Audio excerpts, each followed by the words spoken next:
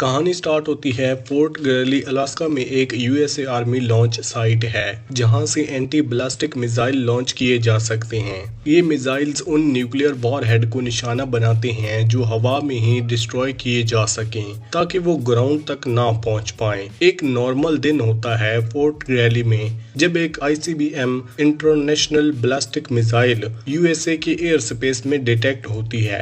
White house control room को तुरंत information किया जाता है। वहां ओलिविया जो एक माँ भी है, एक वाइफ भी है और कंट्रोल रूम में ही इंचार्ज भी कॉल रिसीव करती है। स्टार्टकॉम यूएसए स्ट्रेटेजिक कमांड के हिसाब से क्रिसमस के बाद से ऐसे 3 थ्रेट पहले भी मिल चुके हैं। सभी फेल्स अलार्म निकले थे।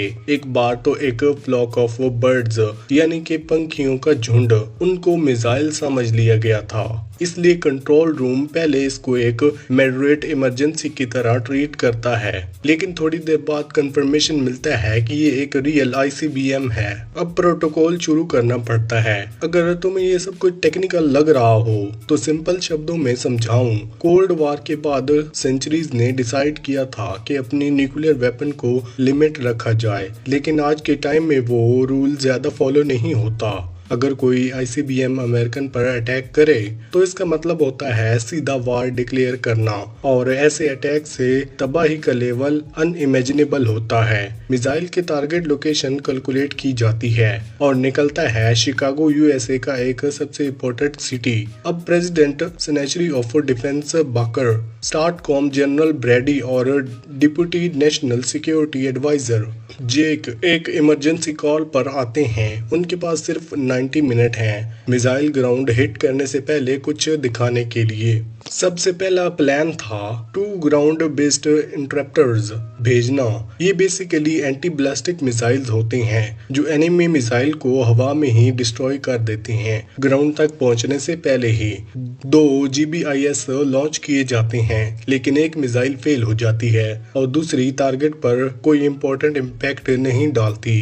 अब वो आईसीबीएम सीधा शिकागो की तरफ बढ़ रही होती है और स्पीड इतनी तेज होती है कि टाइम बहुत कम बचता है। ये था गवर्नमेंट का प्लान ए, लेकिन जैसे ही वो प्लान फेल होता है सब लोग तुरंत प्लान बी पर शिफ्ट हो जाते हैं। डिमांड कंट्रोल और रिटाइलेशन, यानी पहले जितना हो सके उतना नुकसान कम करना और फिर एक काउंटर अटैक लॉन्च करना ताकि अगली बारी कोई कंट्री डरे। जनरल ब्रैडी स्टार्टकॉम प्रेसिडेंट को कन्विंस करता है कि अब टाइम नहीं बचा, एक अमेरिकन सिटी को खत्म होने ही वाली है और अब ये एक न्यूक्लियर वार बन चुका है। उसके मुताबिक अमेरिका को तुरंत जवाब देना चाहिए, वरना वर्ल्ड वार स्टेज पर वो एक वीक लगने लगेंगे।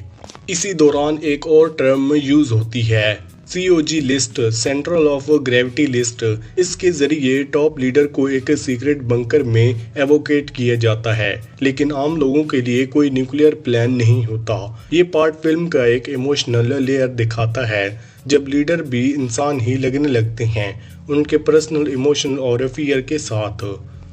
सेक्रेटरी और डिफेंस की बेटी कैरी शिकागो में होती है जहां मिसाइल्स लगने वाली होती हैं। प्रेसिडेंट की वाइफ कियाना भी होती है और प्रेसिडेंट खुद एक चिल्ड्रन बास्केटबॉल मैच में होता है जब कॉल आती है। फिल्म यहाँ पॉलिटिकल डिसीजन से हटकर एक ह्यूमन साइड दिखाती है जब पावर के साथ पर्सनल इमोशन टकराते हैं। सबसे पहले शक होता है अमेरिकन के यूजुअल एनिमी पर, रशिया, चाइना और नॉर्थ कोरिया।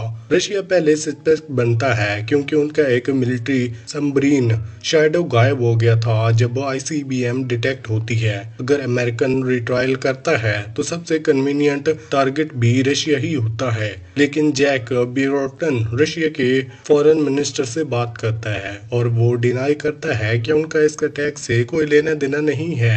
रशिया ये भी कन्फर्म करता है कि चाइना बेंजिंग ने ही इन्वॉल्वमेंट देने कर दिया है। तब आना पार्क, एक मिसाइल एक्सपर्ट जो लीव पर होती है, ये सजेशन देती है कि नॉर्थ कोरिया इसके पीछे हो सकता है, लेकिन अभी तक सोर्स कंफर्म नहीं होता। इस अनसर्टेनिटी की वजह से जियोपॉलिटिकल टेंशन एक्सट्रीम लेवल पर चल रही होती है, जैसे सभी कंट्रीज एक हाउस ऑफ डायनामाइट में बैठे हों जहां बस एक छोटी सी स्पार्क सब कुछ उड़ा सकती है। जब डिस्ट्रैक्शन इतना आसान हो गया है सिर्फ एक कमांड से, तब असली सवाल ये उठता है, क्या रिटोलरेशन करना ही सही सोल्यूशन है या कभी कभी सच ना करना ही इंसानियत बचाता है। फिल्म का दूसरा हाफ इसी ह्यूमन डिलोमा को एक्सप्लोर करता है। प्रेसिडेंट जब बास्केटबॉल गेम देख रहा होता है तभी उसे तुरंत एवोकेट किया जाता है।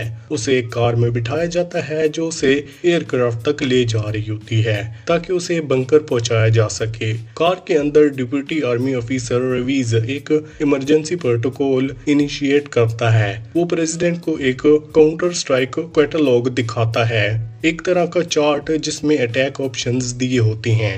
ग्रीन सबसे कम powerful strike, yellow moderate strike, red full scale powerful attack.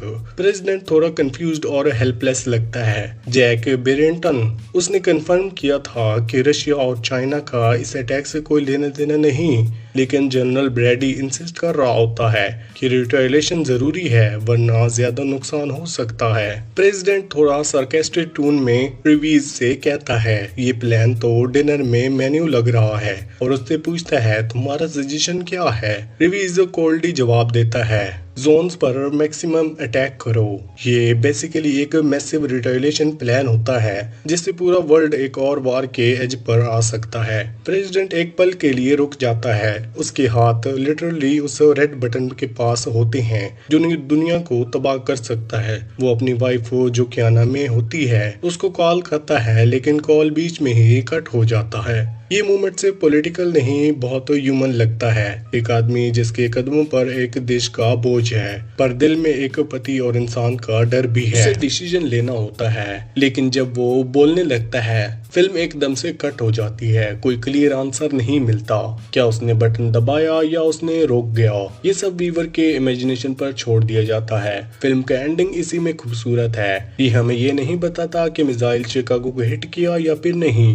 Director के लिए ये इम्पोर्टेंट भी नहीं था कि ब्लास्ट हुआ या फिर नहीं, बल्कि ये समझना था कि ह्यूमन कॉन्शियस क्राइसिस के टाइम कैसे रिएक्ट करते हैं। Secretary of defence baker helicopter में सीओजी प्रोटोकॉल के अंदर इवोकेट हो रहा होता है। उसकी बेटी कैरीज शिकागो में होती है। वो उसे बचाना चाहता है लेकिन समझता है कि टाइम नहीं है। जब वो उसे ट्रेस से देख रहा होता है, उसकी शांति भरी मुस्कुराहट दिखाती है तो खुद एयरक्राफ्ट में छोड़ने के बजाय लेड से जंप कर देता है। ये सीन दिखाता है कि मौत कभी कभी इतनी अचानक होती है कि सोचने का भी टाइम नहीं मिलता। फिल्म का लास्ट विजुअल होता है एक ग्रुप के लोग, शायद वो सीओजी लिस्ट के मुताबिक या कुछ चूजन सिविलियंस, एक न्यूक्लियर बंकर से इवैक्यूएट हो रहे होते हैं। वहां वो रोजर्स और एना पार्क भी दिखते हैं।